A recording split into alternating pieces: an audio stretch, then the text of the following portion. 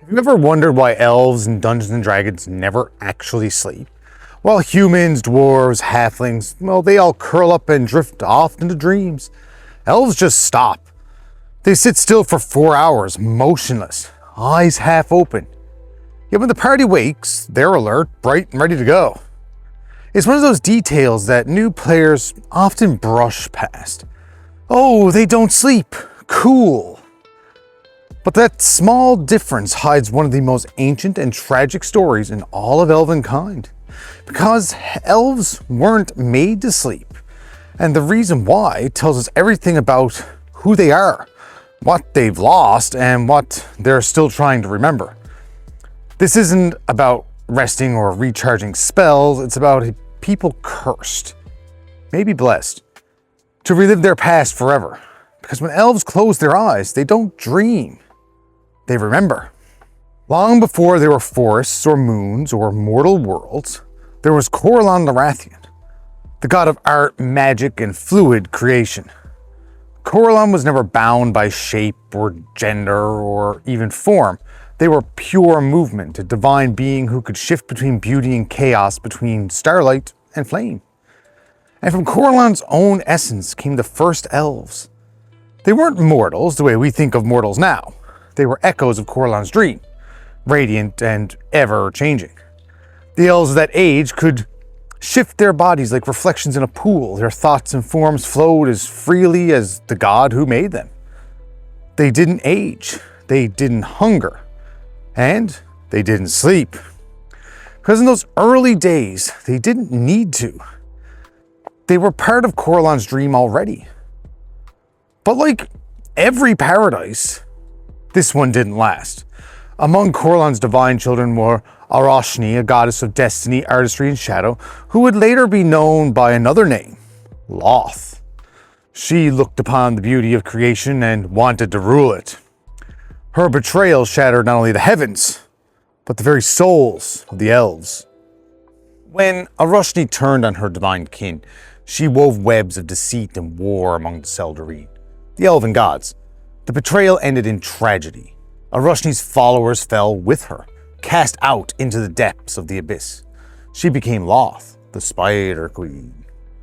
But in the divine struggle, the elves themselves were caught in the blast. Corellon's tears for the lost became starlight, and those tears fell upon the elves who remained.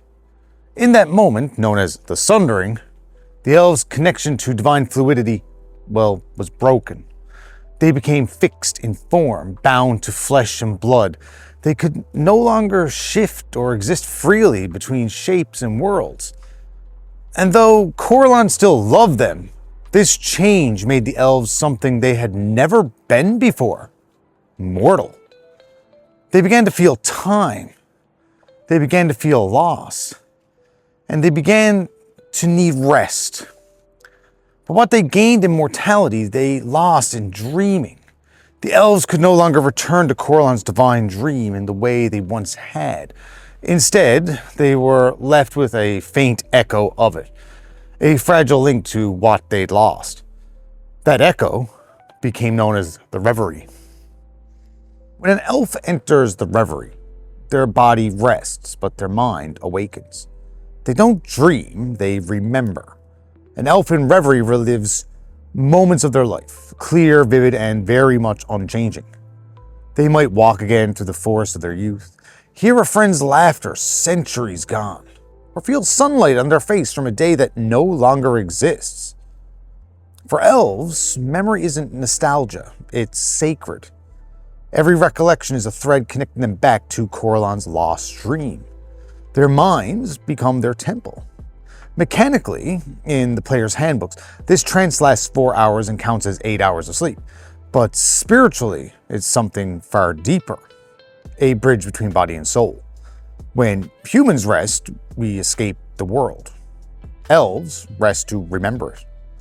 It's said that the oldest elves can walk through memories so vividly that they forget which life that they are in, as if the past is still unfolding around them.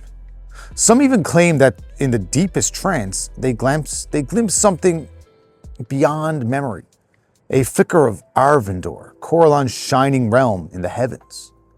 And maybe, just maybe, that's Corellon's way of whispering to them, I still remember you too. Over the centuries, sages and priests have argued endlessly about what the Reverie truly is.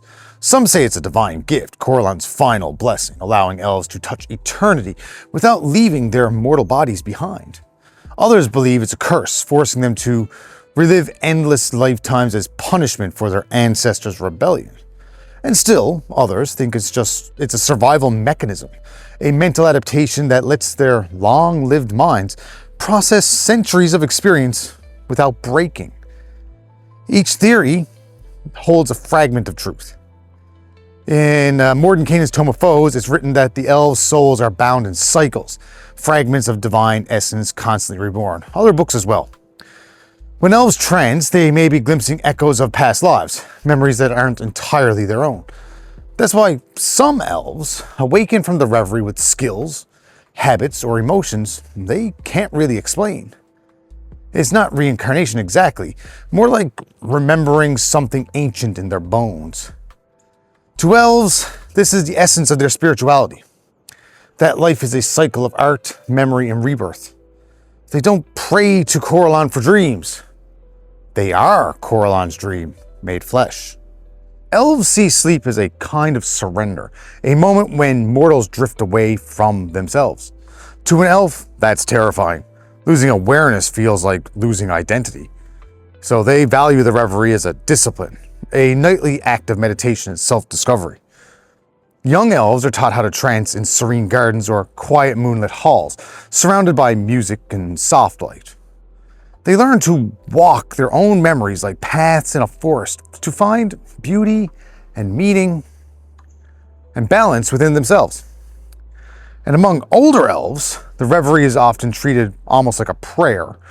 They speak as if they are touching the thread of Arvindor, a chance to stand even for a heartbeat in the divine presence of their god. This is why elves rarely suffer from madness, despair, or loneliness, the way mortals do.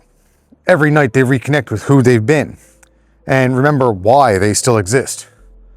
But it also means they can never escape the past. Every loss, every mistake, every heartbreak, it all lives in the reverie forever. For all their grace and wisdom, the elves carry their memories like ghosts. And some say that's why their songs sound both beautiful and unbearably sad. So why don't elves sleep? Because they were never meant to. They were born from a god who never rested, a god who moved through eternity like a living idea. And though they've fallen into flesh and time, they still carry that divine spark that they need to stay awake inside themselves.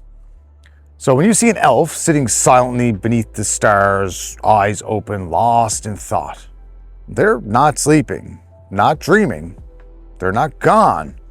They remember the first dawn of their people. They're walking through the light of a god's imagination. Because elves don't sleep, they remember. Thanks for tuning in, everybody. The elves are very important to my wife. She loves them so much and all of the lore behind them. So I will be doing future videos on the elves and their kin and all the different abilities they have, including one of the most sacred places they have, Evermeet, the Isle of Elves. That's in the future. I haven't quite got that written up yet because that's a hard and a doozy one to do. But I can't wait to do it for you guys, and I hope you like it. Anyway, this is James from the Dungeon Puffin. Later, guys.